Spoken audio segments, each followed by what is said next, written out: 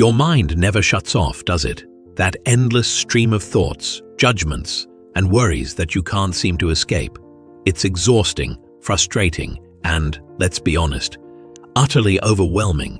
You've probably tried everything to quiet it, yet here you are, still trapped in the noise.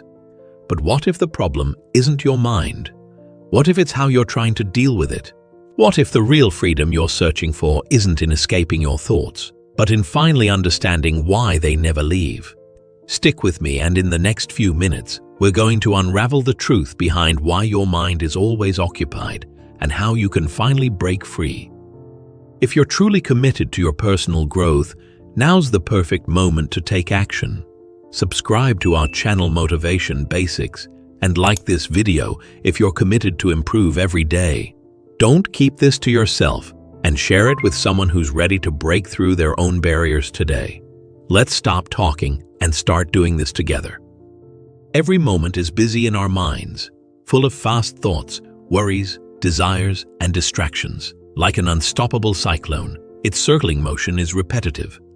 Many people accept this kind of repetitive chatter as normal, as if the mind subconsciously has to keep going to find peace or significance. The noise we've come to accept as inevitable, though, could be keeping us from enjoying something even more spectacular than the chaos.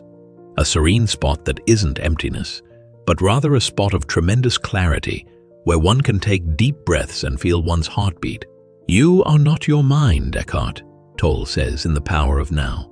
When we let ourselves be completely consumed by our thoughts, we become mired in a never-ending loop of mental chatter and miss out on the peace that lies just below the surface. In reality, the mind is more of a friend than a master, but we often treat it like a naughty servant and expect too much from it, even while we tend to believe that we require a constant barrage of ideas, stimuli, and background noise in order to function. The truth is that we frequently discover our authentic selves when we are completely alone. This is not a place where you can tame your mind. Rather, it is a resource that begs to be explored. Once we get that, we'll know that silence has power. Not empty silence, but the type that leads to greater insight. Eckhart Tolle beautifully explains this in A New Earth, where he says, "The greatest achievement of human consciousness is when you can be present with yourself, without the mind." When we stop seeking distractions, we open ourselves to the possibility of experiencing life without constant interference. Is it clear to you what you need to calm your racing thoughts? There must be some kind of dispute there, right? Because of your inner monologue and your efforts to quiet it, you experience duality, conflict, and difficulty. Question, "Why is my mind chattering?" is never asked, nevertheless. Why is it doing that? I have no idea how to put a stop to your thoughts. My, this is so simple. Why does one's mind wander? Does it have to be done manually? Sloth, perhaps. Does it provide any comfort? Is it because, after a while, sloth's mind gets used to it and starts babbling nonstop? Is it a reflection of your childhood? Maybe it's scared something bad will happen if it stays quiet. Can you make sense of it? Whether we're in the office, at home, with loved ones, or even in the middle of a meal, most of the time our thoughts are preoccupied with something else. Does it really matter that my mind is racing? Oh, I perceive. Now I get it. I will explain the importance of this, if you would just give me a moment of your time. Since this leads to energy being squandered, it is highly significant. Motion is continuous and repeating. Why does one's mind seem fixated on a particular subject? Tell me, please. Prioritize your own needs. Please be patient. Responding immediately becomes vocal and useless. If you say this at this very moment, then why am I preoccupied? Describe your current occupation. The mind is not free for this reason. No, I'm sorry. Does it fear the worst-case scenario when it's empty? Do you think it would exist if nobody lived there? Please, just a moment, live there. Please, just a moment. That's it. Because in fact, it does not exist. Is the meaning I exist because I am chattering conveyed properly? Lots of things are going unnoticed by you. The mind is a superb instrument if used rightly. Tolle writes in The Power of Now. Used wrongly, however, it becomes very destructive. This continuous mental chatter is, in essence, the misuse of the mind, a distraction from the stillness and presence that exists beyond it. It was proven by Descartes. Thus, I am compelled to ask, what occupy your thoughts?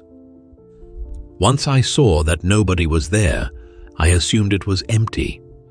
On top of that, isn't that terrifying to you? Is that it?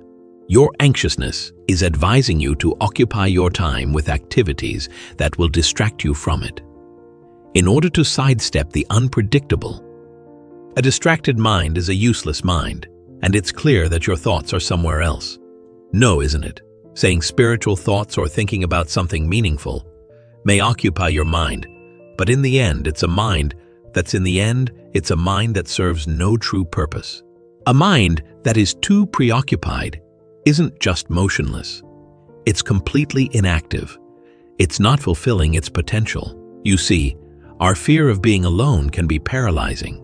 When there's nothing else, we're left with the discomfort of emptiness. And that's exactly what the mind is trying to avoid, distracting itself to sidestep the unknown. Saying, I won't chatter.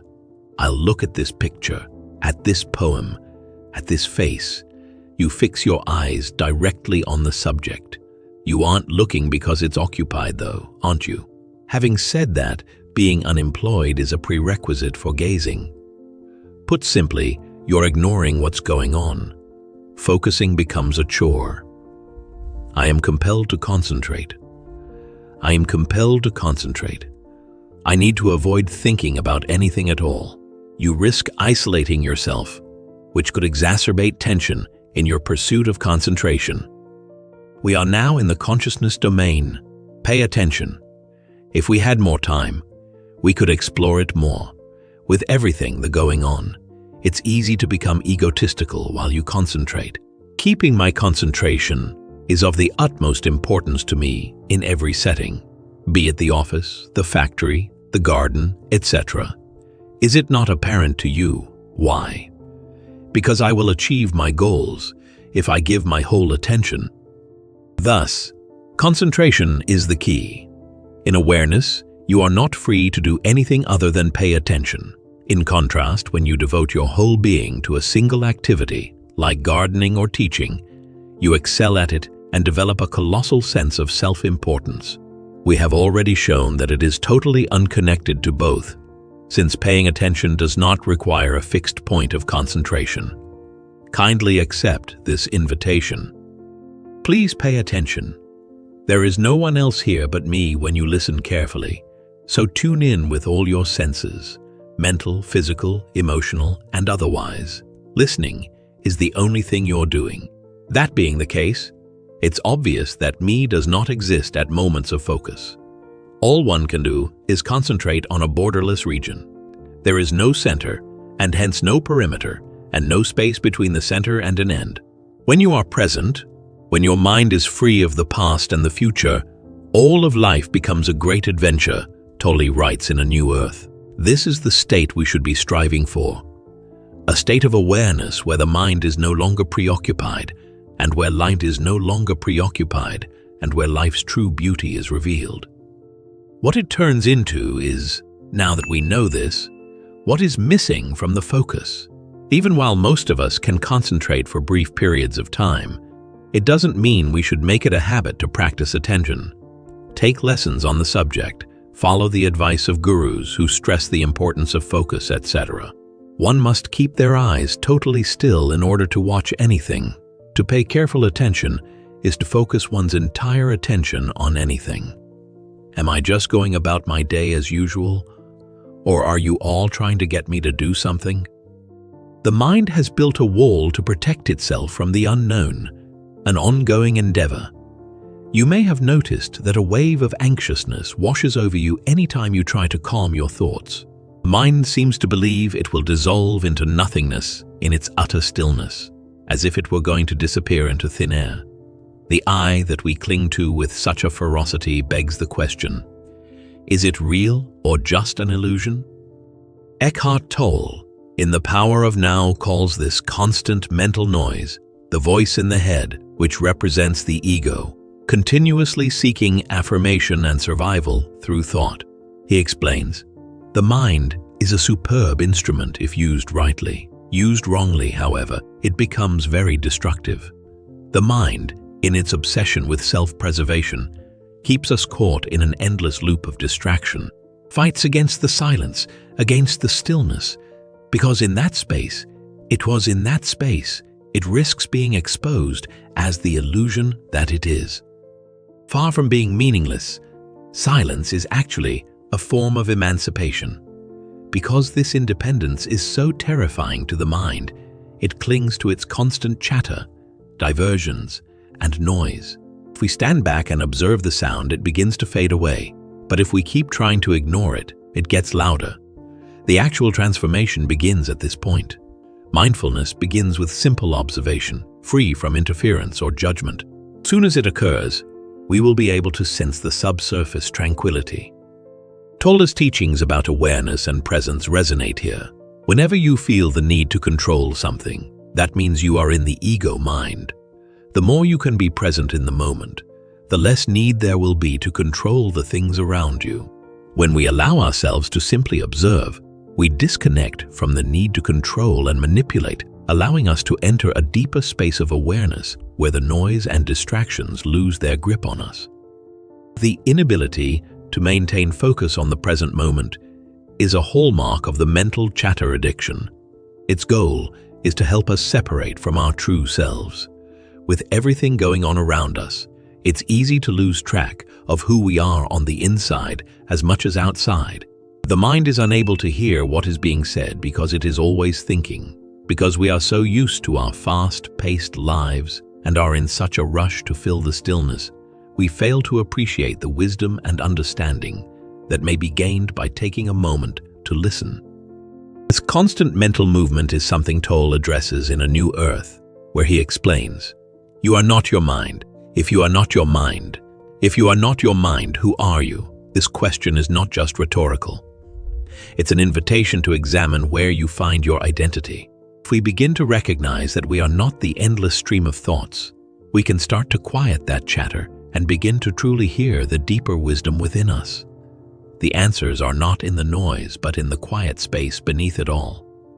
The path to genuine freedom does not start with ceasing to think, but rather with the awareness that one is thinking. More crucial than getting rid of the noise is realizing that you are not it. You are the space where thoughts take shape and then crumble. This awareness is the first step towards living a life that is deeper and more authentic. By releasing yourself from your thoughts, you can free yourself from your thoughts. You can free yourself to fully experience the here and now. Tolle also shares in The Power of Now. The primary cause of unhappiness is never the situation, but your thoughts about it. The mind creates suffering through its constant evaluation of reality. When we begin to disidentify from our thoughts and recognize them as temporary and external, we create space to experience the present moment as it is. We are no longer defined by what the mind tells us. Instead, we live in the freedom of presence, allowing life to unfold without the filters of past judgments or future anxieties. You are not the lead singer, therefore feel free to let your mind wander and express itself endlessly. Your role is that of a watcher. Making this mental shift allows us to go from a condition of perpetual mental struggle to one of serene observation. By simply watching and without moving, we find the power to be authentic. Tolle's concept of the watcher or the observer is key here. He writes, "To watch the mind without interference, to allow thoughts to come and go without judgment, is to reconnect with the present moment. By stepping back from our thoughts and watching them with compassion, rather than trying to control them, we can begin to understand that we are not our thoughts, but the awareness that holds them. In this space, we can find peace and clarity. What makes us unique is not our thoughts, but how we act upon them. We mistakenly believed the loudness to be who we really were for quite some time. Still, it's just the tip of the iceberg, and it's often disorganized and fleeting. Stepping back and embracing the calm beneath it all is the key to discovering our true self, unencumbered by thoughts. It would be more kind and empathetic to observe the mind's endless loop rather than attempt to interrupt it. We learn that we are more than just another voice in the crowd when we make that comment. In this vastness, we are liberated. We are emptiness, the empty chamber from whence all things emanate. The key to genuine serenity is not to shut off thoughts, but to understand that you are the stillness, fully present and undivided at all times. Tolle's reminder that presence is the key to freedom captures the essence of true liberation. The stillness that underlies our thoughts is not something to escape from, but something to embrace. When we stop resisting it and allow it to be, we align ourselves with the flow of life itself. The mind quiets, not because we force it, but because we force it, but because we stop identifying with it, allowing us to experience the world as it is without distortion. Our interaction with our thoughts, rather than our thoughts themselves, determines who we are. We've spent a lot of time identifying with the din, thinking it represents us completely, but it's really only the surface. Sometimes chaotic, always passing. Finding our authentic selves, free from the tangle of thinking, requires taking a step back and appreciating the stillness beneath it all. Instead of trying to stop the mind's never-ending cycle, we should just watch it with empathy and compassion. By making that remark, we come to understand that we are not mere background noise. We are the nothingness, the empty room from whence all things emerge, and it is in this immensity that we are free. Silencing the mind isn't the path to true calm. Rather, it's the realization that we are the silence. Rather, it's the realization that we are the silence and whole at all times.